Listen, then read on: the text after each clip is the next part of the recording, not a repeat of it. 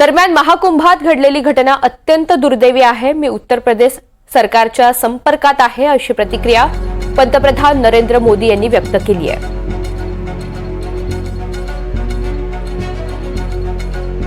महाकुंभ में जो दुखद हादसा हुआ है,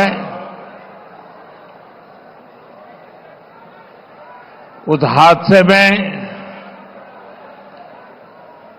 हमें कुछ पुण्यात्माओं को खोना पड़ा है। कई लोगों को चोटें भी आई हैं। मैं प्रभावित परिवारों के प्रति संवेदना व्यक्त करता हूं और घायलों के जल्द स्वस्थ होने की कामना करता हूं।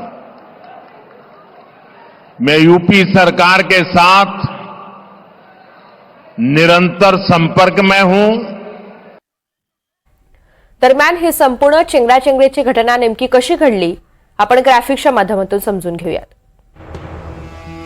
देश विदेशातून लाखोंच्या संख्येने भाविक मेळ्यात सहभागी झाले।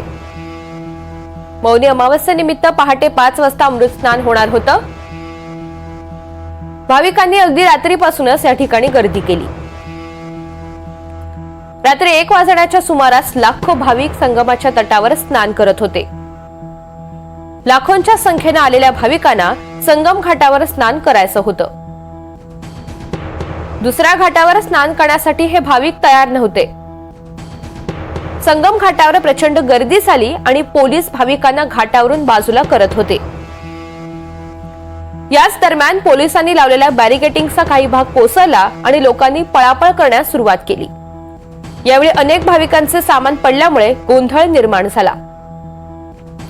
परिस्थिती नियंत्रणाबाहेर गेली आणि चेंगराचेंगरीची दुर्घटना या ठिकाणी घडली।